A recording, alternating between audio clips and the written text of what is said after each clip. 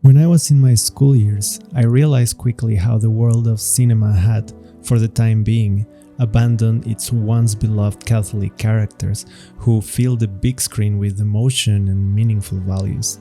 This, however, wasn't the case yet for the so-called small screen. The world of television series was still filled with rich characters rooted in faith and religious values. People like Agent Lisbon from The Mentalist, Booth from Bones, or the Regan family from Blue Bloods. Those were my everyday companions in my coming-of-age days. There is one show, however, even more iconic than the other ones, that managed to capture, even if unintentionally, one of the most beautiful aspects of Catholicism.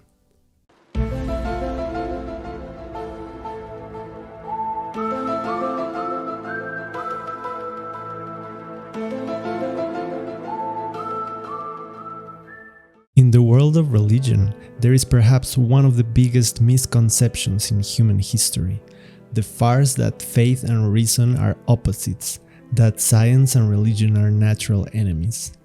How this fallacious notion came into the collective consciousness of humankind, I do not know, but whether by a series of misunderstandings over the years or by the works of some dark, unknown agenda, like the plot of this show, most people believe that faith and reason are incompatible.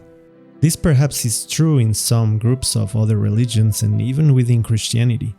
It was Martin Luther, after all, who said that reason is the greatest enemy that faith has, reason should be destroyed in all Christians, and reason is the devil's greatest horror.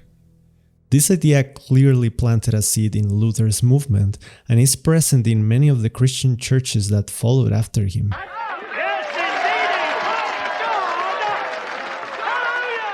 In Catholicism, however, we've always had scholars like St. Thomas of Aquinas and others who worked really hard to reconcile faith and reason.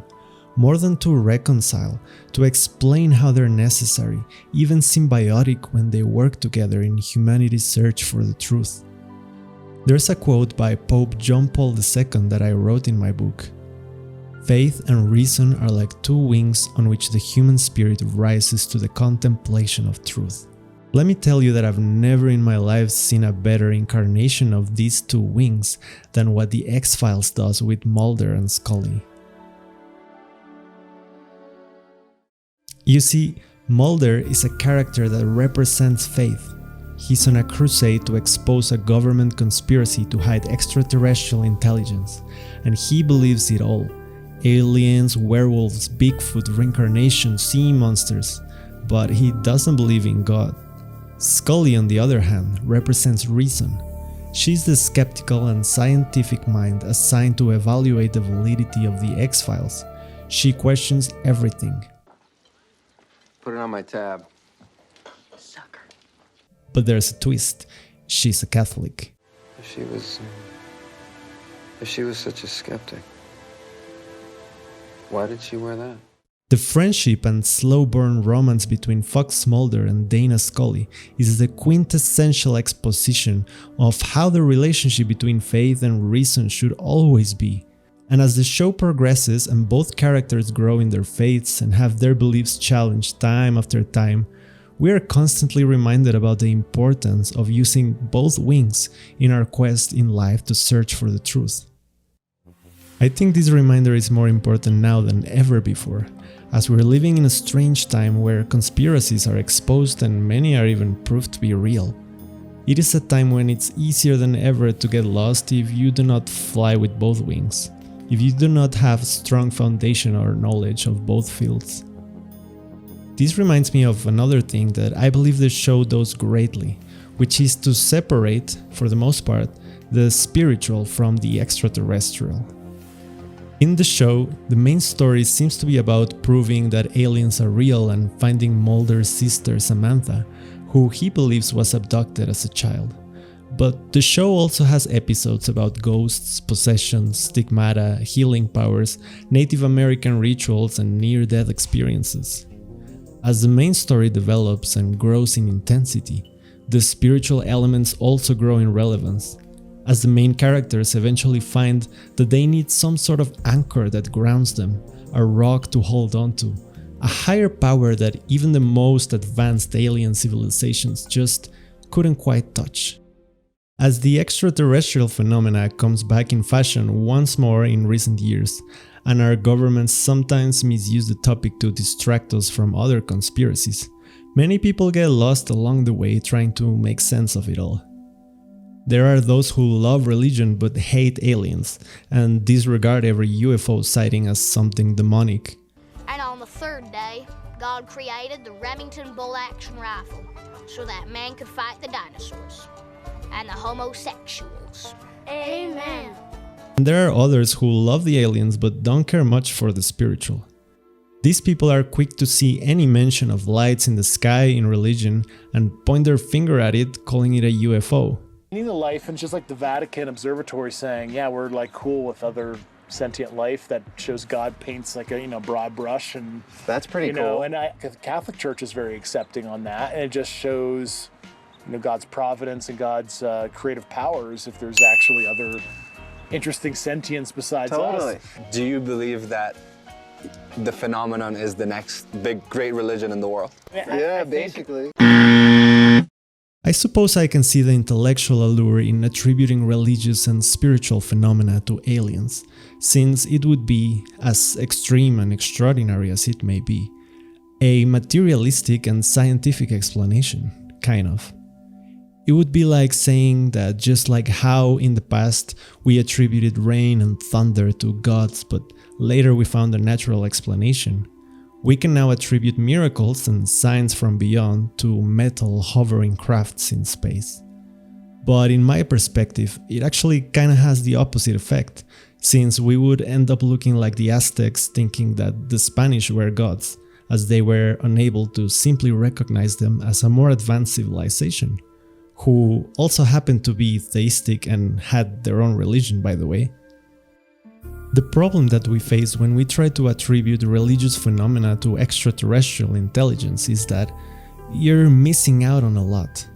Sure, some abduction accounts are strangely similar to exorcisms, but there's a whole world out there of evidence that would make Scully blush for supernatural phenomena that have absolutely nothing to do with alien patterns.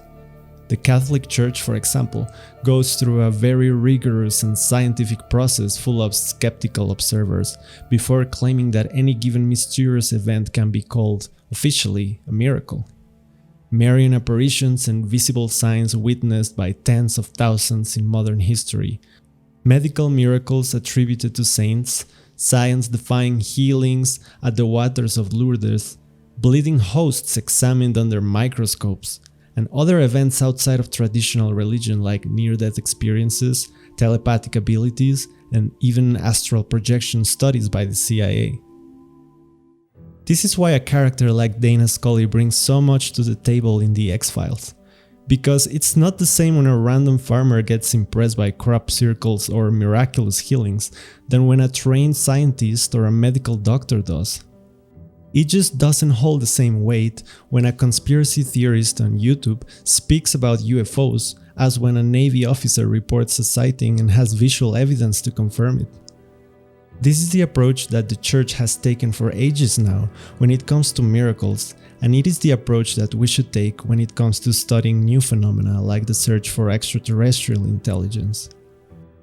This whole discussion brings to mind the popular saying that some may find cliché, but it's proven true over and over during the last few years in the culture wars.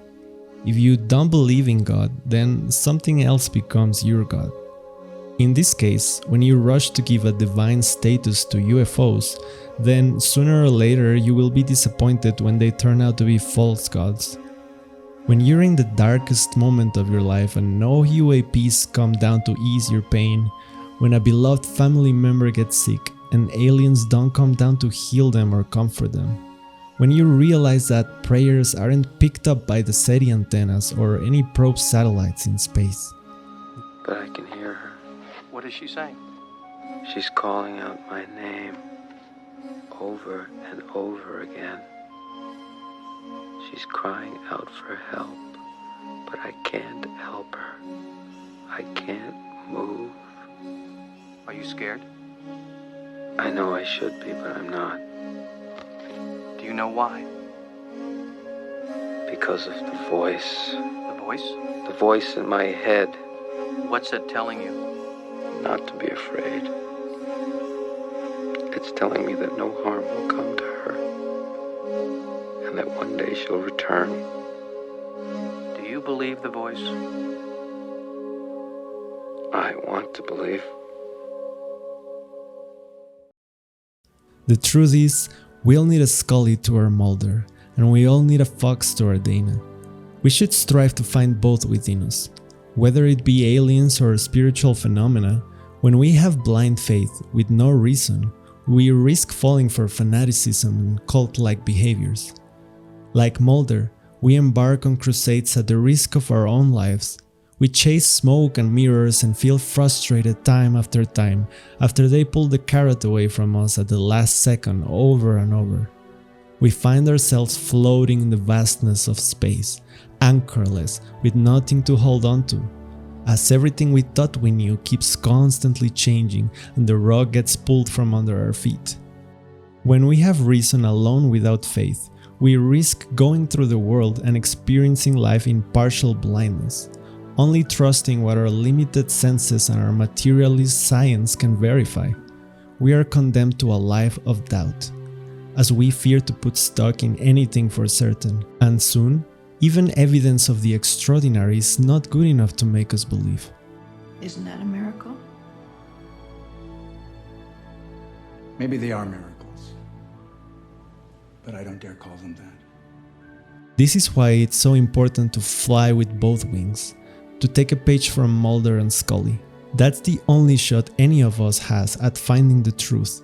And contrary to our modern philosophies, which claim that truth doesn't exist and everything is relative, as the X-Files so correctly points out in every single episode, the truth is out there.